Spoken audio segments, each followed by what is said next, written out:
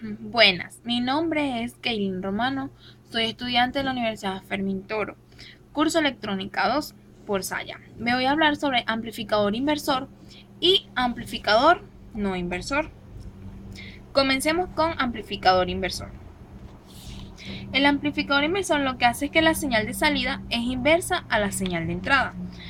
O sea, lo que hace es, como observamos, el amplificador ahí está invertido. Quiere decir que su señal de salida va a ser inversa.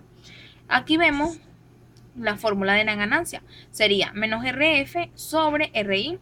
El resultado de esta también será negativo debido a su inversión. El amplificador no inversor, ¿cómo lo vemos? El amplificador no inversor lo que hace es que el voltaje de salida cambia en la misma dirección que el voltaje de entrada. Aquí vemos la fórmula de la ganancia. Ya deducida, sabemos que notamos que B sub I multiplicado por 1 más R2 sobre RI. R2 sobre RI. Ahora voy a explicarles unos parámetros a continuación. Como tierra virtual. La tierra virtual es un nodo de un circuito que se mantiene a un potencial constante, sin estar conectado directamente con el potencial de referencia. Por ejemplo, el amplificador inversor, es decir, el no invertir la entrada positiva del amplificador que está conectado a tierra, por lo tanto, está trabajando en su región lineal, es decir, no ha saturado la salida. Ahora, vamos a pasar al amplificador no inversor.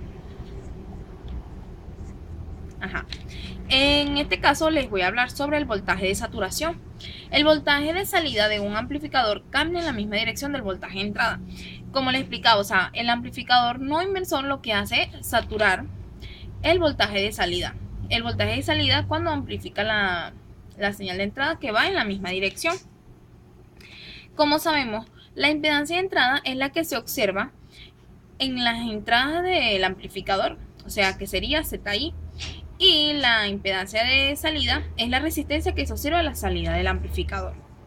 Ya sabiendo esto, podemos pasar a la simulación de un circuito amplificador inversor. Para esto nos dieron los siguientes parámetros.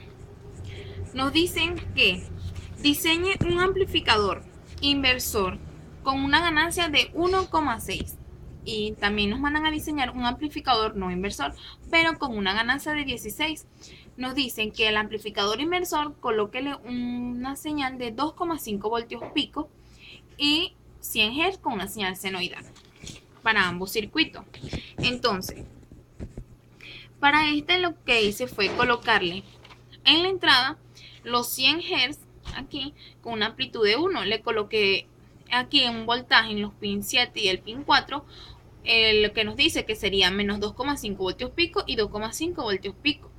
Coloqué una resistencia en RF de 16K y en RI una de 10K para que me cumpliera con la condición de la ganancia que tendría que ser 1,6, que sería la ganancia que les dije en el principio, que sería A menos RF sobre RI, que esta nos daría 1,6.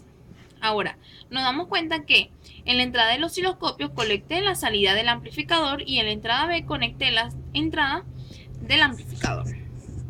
Ahora pasemos al osciloscopio. Nos damos cuenta que las señales están desfasadas y tenemos una ganancia de 1,6 como nos dice el diseño.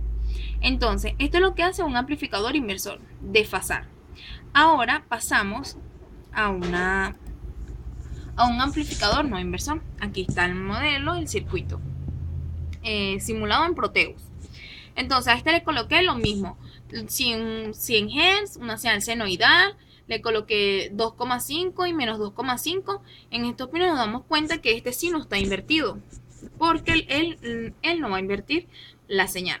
Entonces le coloqué en R2 15K y en R1 1K para que cumpliera con la condición de 16K. Entonces coloqué la entrada A en la entrada del amplificador y la entrada B en la salida del amplificador. Ahora veamos en el osciloscopio la imagen. Como vemos, estas sí nos están desfasadas. Vemos que la señal azul, o sea, la señal senoidal azul, cumple a la salida del amplificador. y vemos que la señal amarilla es la entrada. O sea, el amplificador de inversor lo que hace es que la entrada está amplificada y está en fase. Pero hay que tener en cuenta algo. Veamos esta. Aquí como vemos que es el mismo circuito, son las mismas resistencias, es el mismo circuito, pero ¿qué pasa? Que cuando yo le pongo un voltaje de 2,5 y otro de menos 2,5, entonces le pongo una ganancia, o sea, mi ganancia va a ser de 16. Esto quiere decir que solamente me va a dejar pasar de 2,5 a 2,5. Entonces aquí vemos que solamente está pasando hasta 1,45 voltios. ¿Por qué? Porque es la limitación del voltaje. Pero entonces recuerden, ¿qué quiere decir la ganancia? Que ella me va a amplificar hasta 16, o sea, hasta 16 veces. Bueno, esto fue todo, espero que les guste, muchas gracias.